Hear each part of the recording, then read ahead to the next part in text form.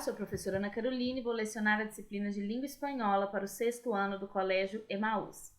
Lembrem-se de estar sempre num local bem tranquilo para fazer as videoaulas e que todas as atividades devem ser feitas tendo como base as nossas videoaulas, tá bom? Hoje daremos continuidade ao nosso ensino de língua espanhola, então, por favor, tenham em mãos o livro, o caderno e também uma bolsinha de lápis. Utilizem o caderno como um diário de bordo, coloquem todos os questionamentos, tudo aquilo que vocês acharem importante, né, como um resumo, para que depois vocês tenham um roteiro de estudos e vai ficar bem tranquilo para vocês para se localizarem, tá? Algumas atividades também deverão ser feitas, então sempre no caderno. Vamos lá? Vamos fazer primeiro um repasso bem tranquilo da última unidade, né? Finalizamos na última aula a unidade 3, nessa começaremos a unidade 4, mas não podemos deixar matérias pendentes, então eu trouxe uma pequena revisão, só para que esses exercícios, né, que não vão ser retomados por agora, não sejam esquecidos e que vocês não tenham mais dúvidas em relação a eles, tá bom? Nós tivemos bastante vocabulário novo nessa unidade 3, né? Tivemos bastante vocabulário porque lemos bastantes textos, lemos muitas coisas com novos assuntos, né? Então, sempre que entramos em novos assuntos, um novo vocabulário surge, né? Porque cada lugar de conhecimento tem aí uma maneira de se expressar, né? Então, temos várias palavras. Eu vou propor para vocês aqui que a gente leia juntos, tá? Eu vou ler somente uma vez cada palavra. Vocês podem ler junto comigo. Ou então, após, né? Porque eu vou dar um espacinho entre uma palavra e outra, mas eu vou ler somente uma vez, tá? É importante que vocês leiam em voz alta, tá? Porque o se ouvir é muito importante, porque a gente consegue entender qual som que a gente pode ser mais atentos, qual som a gente pode melhorar mais, para que assim a gente possa ir se aperfeiçoando na língua, tá bom? Então, vamos lá? Dependiente, mellizos, jubilado, ama de casa, periodistas, estar en paro, azafata, Benjamín, gafas, bolso. E agora a gente entra, né, numa parte mais de saber dizer como nos sentimos, né, essa questão de como eu estou, como você está. É muito importante a gente saber, né, porque por mais que a gente saiba que quando as pessoas perguntam como é que você está, a gente sempre vai responder tô bem, né? Mesmo que a gente não esteja, muitas vezes a gente quer realmente dizer como está, né? Porque é uma pessoa amiga, alguém que a gente realmente quer conversar. Então é bom que a gente saiba exatamente como são cada uma dessas emoções. Então vamos lá, novamente, eu vou ler uma vez só, vocês repetem e a gente passa para o próximo, tá bom? Cansado, aburrido, contento, enfadado, tranquilo, afligido, nervioso, triste. Muito bem. Agora nós temos as profissões, né? Vamos novamente ler, né? Eu não vou ler as traduções, apesar de ter sido o último vocabulário que a gente aprendeu. São poucos aqueles que a gente não saca de cara, assim, a gente não entende de cara o que significa. Então, é tranquilo. Vamos lá. Dependiente, conductor, engenheiro, albañil. Essa para mim é uma palavra um pouquinho difícil de pronunciar, né? Ela é bem diferente daquilo que a gente está acostumado na língua portuguesa, na língua do Brasil, né? Mas com o tempo a gente pega o jeito. Albañil, policía, camarero, dentista, jardinero, peluquero, professor. Agora, vou fazer um parêntese, né? O camareiro, que é o garçom em espanhol, também pode ser chamado de moço. Moço, se escreve com Z. M-O-Z-O. Moço. E outra coisa interessante é que aqui a gente não tem muito, né, o costume de dar gorjeta para os trabalhadores. Em alguns outros países, sim. E gorjeta em espanhol se diz propina. E propina em português é um crime, né? Quando a gente paga por algo para que alguém esconda aquilo que a gente fez ou para que faça algo de errado por nós, né? é algo muito feio. E em espanhol é somente gorjeta. Voy a dar una propina al garzón, al camarero. Voy a dar una propina al mozo. Cartero, fontanero, mecánico, piloto, taxista, cocinero, fotógrafo, médico, pintor, veterinário. Muito bem. E aqui nós temos essas frases, né, que eu acho que vocês já estão bem acostumados a elas, porque fizemos já várias atividades, mas ainda assim eu trouxe para que vocês se lembrem perfeitamente. Aí estão os 3 exemplos que eu trouxe, né? Pedro es menos alto que José Antonio, Pedro es más alto que José Antonio, Pedro es tan alto como José Antonio.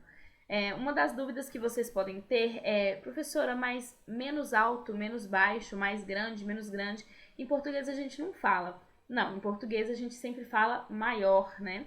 Entretanto, em espanhol é assim mesmo. Você pode inclusive falar mais grande. Pedro es más grande que Alberto, certo? Só que o que acontece? Maior em espanhol também existe, mas significa outra coisa, então a gente tem que tomar cuidado. Quando eu digo Ana é maior que seus alunos, eu não estou dizendo sobre a altura, até porque isso seria mentira, mas eu estou dizendo que sou mais velha, né? Então, Ana é maior que seus alunos e seus alunos são menores que Ana, ou seja, os meus alunos são mais novos que a Ana, né? Então, em espanhol, mais grande, mais alto se refere à estatura, né? Realmente à altura, enquanto maior, menor se refere à idade. Trouxe aqui também os adjetivos possessivos, porque foi uma matéria que o livro passou bem rapidinho e é uma matéria muito importante, principalmente na fala da língua, né? A gente precisa aprender a se expressar através dos possessivos. Os adjetivos possessivos, eles acompanham os substantivos e demonstram posse, pertencimento. Então, sempre quando eu quero falar que algo pertence a alguém, vamos utilizar os adjetivos possessivos. No 7º ano, vocês vão ter essa matéria ainda mais detalhada, juntamente com os pronomes possessivos, mas, por enquanto, saber essa tabela é bem legal, tá? Porque vai ajudar vocês bastante na hora de elaborar uma frase que vá indicar a posse de algo, tá bom? Então, por exemplo, vou ler, né, os possessivos e colocar um exemplo ao lado, né, um substantivo, porque os adjetivos possessivos, eles sempre acompanham um substantivo. Por exemplo, primeira pessoa, mi, mis. Então, este es mi cuaderno. Estes são mis libros, certo? Segunda pessoa, nós temos este es tu cuaderno. Estos são tus libros, ok? Na terceira pessoa, tanto do plural quanto do singular, né? Elas não se modificam. Só há mudanças em gênero, né? Na primeira e na segunda, e do plural, né? E a terceira do singular e a terceira do plural também não se modificam. Então, este é su coche. Estes são sus motocicletas. E a mesma frase serve tanto para ele quanto para ellos, ok? E nuestro, nuestra são os únicos que vão para o feminino. Este es nuestro pendiente. Esta es nuestra historia. Estos son nuestros libros. Estas son nuestras caderas, certo?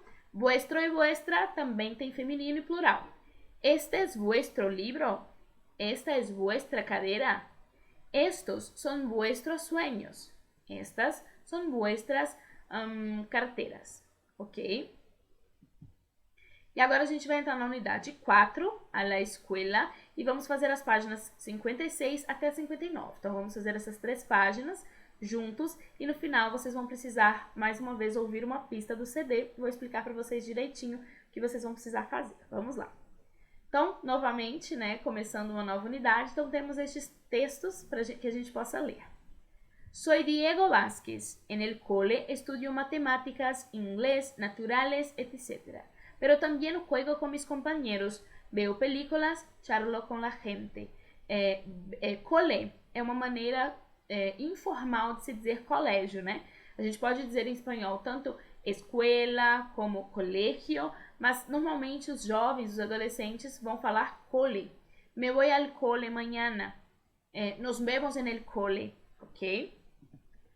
Hola, me llamo Carmela Rubio Valverde. En el cole aprendo cuáles son mis derechos y mis deberes.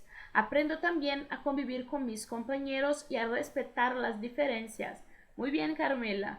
Então, de novo, olha só, ela utilizou en el cole.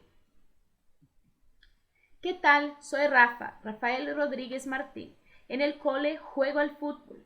Hago excursiones, charlo con mis compañeros, les cuento chistes. Ah, y también estudio inglés, matemáticas, espanhol e outras asignaturas, claro. Então, as asignaturas são as disciplinas, né, que são estudadas por eles.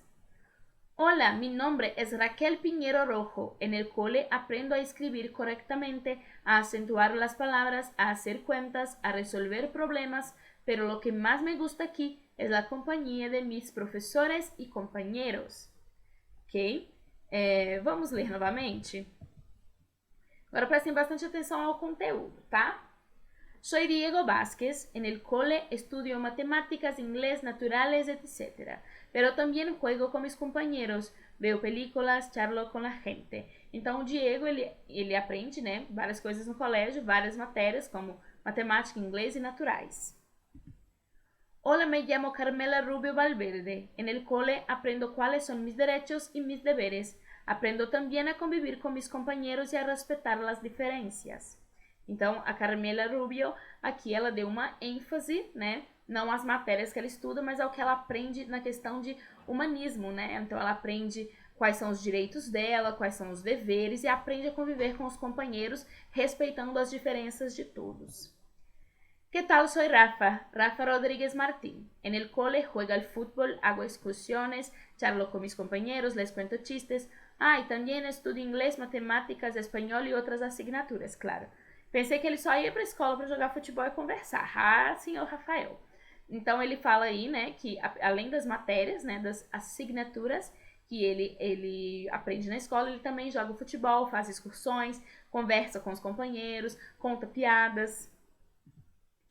Hola, mi nombre es Raquel Piñero Rojo. En el cole aprendo a escribir correctamente, a acentuar las palabras, a hacer cuentas, a resolver problemas, pero lo que más me gusta aquí es la compañía de mis professores e companheiros. Então, a Raquel, ela nos diz, né, que ela aprende a escrever corretamente, a acentuar palavras, a fazer contas, né, mas ela gosta mesmo é da convivência entre ela, os professores e os colegas de turma. ¿Qué haces en la escuela? ¿Qué más te gusta en el colegio? Bom, no momento a gente não tem ido ao colégio, né? Mas nós normalmente não fugimos muito daquilo que essas crianças nos disseram, né? O colégio é um local para esse tipo de atividade.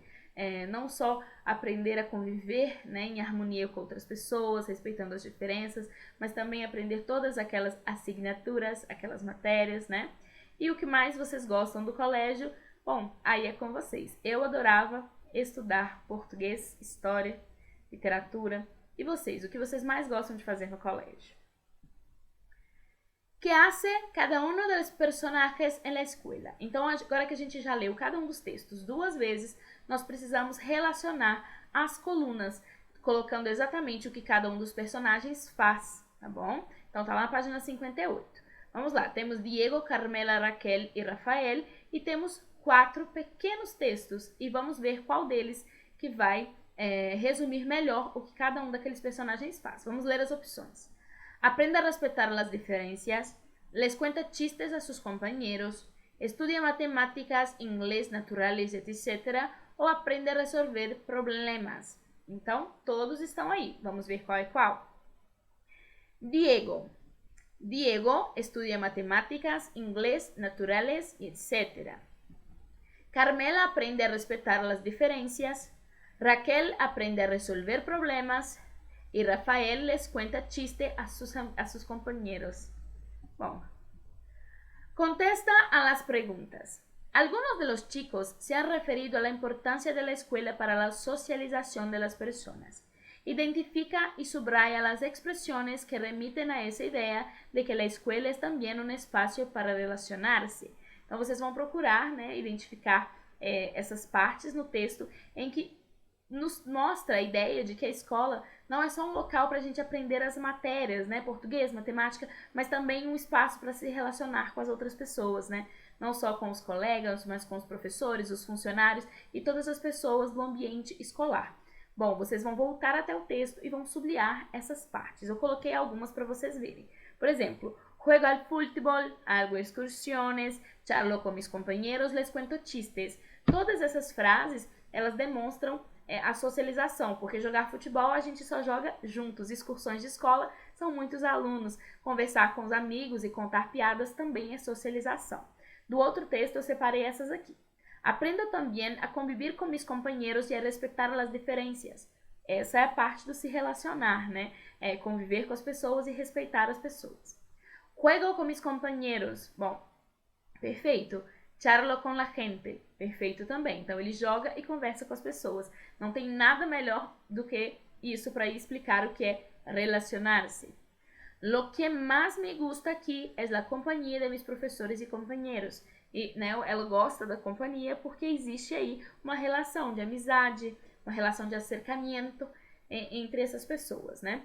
Então, vocês vão até os textos e vão grifar essas partes no texto, tá bom? Se precisarem pausar o vídeo, podem pausar e voltar após terem grifado.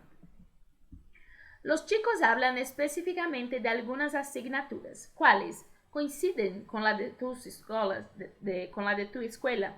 Então, as crianças falam sobre algumas asignaturas, algumas matérias. Vocês precisam responder quais são essas matérias e se elas são as mesmas que vocês estudam no colégio. Vamos ver? Bom, eles citam inglês, matemáticas, espanhol e naturales. E aí a segunda parte, na verdade, é uma resposta pessoal, né? Porque aí vocês vão dizer pra gente o que há na escola. Mas, de acordo com a realidade de nossa escola, né? Eu coloquei aqui algumas estruturas para vocês entenderem como vocês vão responder. Também estudamos, né? Vocês podem falar, estudamos inglês, matemáticas, espanhol, pero também estudamos, ¿sí? Geografia, história, inglês e assim por diante.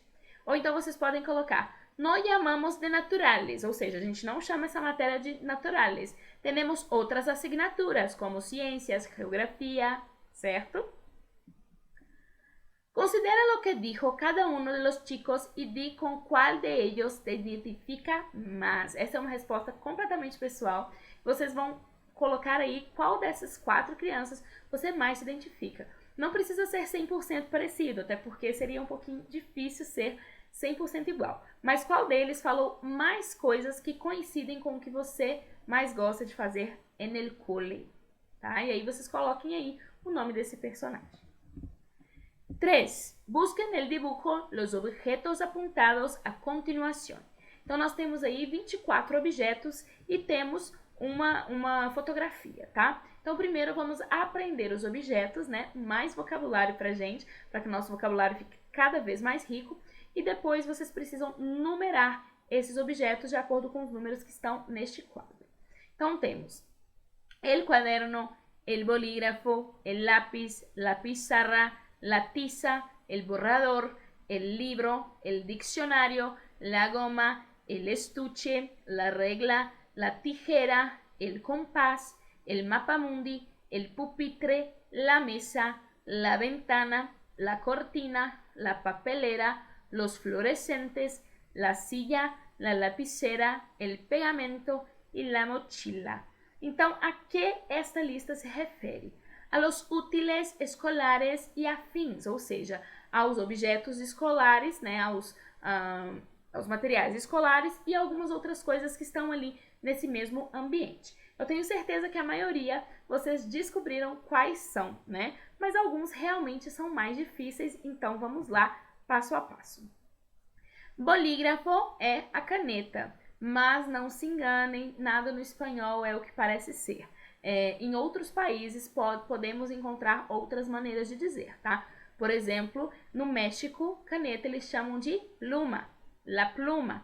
Então, sempre é possível. Creio que na Argentina eles falam la lapicera e assim por diante, tá? El borrador é o apagador, né? Pode ser tanto o apagador do quadro da professora quanto o corretivo de vocês. El compás é o compasso. El cuaderno, esse é fácil, é o caderno. El diccionário é o dicionário. El estuche vai depender da maneira como vocês chamam. O estojo ou a bolsinha de lápis. Eu chamo de a bolsinha, mas tem gente que fala o estojo, então a tradução pode ser o estojo. El lápis, fácil, né? Não vou nem traduzir. El libro, também é fácil, o livro. El mapa mundi é o mapa mundi, né? Esse é bem reconhecível. El pegamento é a cola. Sim, então quando a gente fala para vocês assim, cole a folha, vai ser pega la hoja. Então, pegar é colar, pegar. El pupitre, esse para mim é o mais diferente, é a carteira. Normalmente essas carteiras iguais às que a gente tem no colégio, que é a cadeira junto com a mesa, tá? Porque se for separado é cadeira e mesa, tá? Mas quando é junto, el pupitre. La cortina é fácil também, é a cortina. La goma é a borracha. Essa é uma palavra que dá uma confusão na cabeça da gente quando começa. La goma é a borracha. E serve também para denominar um tipo de bala, que é a bala de goma, né? Mas, por favor, não falem borracha. Necessito uma borracha. Isso não pode acontecer, porque borracha em espanhol é bêbado. Por favor, não repitam essa palavra quando não quiserem dizer bêbado mesmo. Borracha, de apagar o lápis, é goma. La lapicera é a lapiseira. Lembrando que na Argentina, lapicera é caneta. Então, o que a gente tem que fazer é aprender o máximo que a gente pode e sempre perguntar, né? Porque quem pergunta vai a Roma. La mesa, a mesa. No caso da fotografia, tem somente uma mesa, que é a mesa da professora, né? La mochila é a mochila. La papelera é a lixeira ou lixo. Depende da maneira como vocês chamam. Lembrando que papeleira normalmente é aquele lixo de escritório ou de sala de aula, que normalmente tem mais papel, né? Um lixo mesmo de rua, nós normalmente chamamos de la basura. La basura. La pizarra é o quadro. E aí é importante dizer que la pizarra, na verdade, é o quadro negro, que né, antigamente era negro, hoje a gente continua falando negro, apesar de ser branco.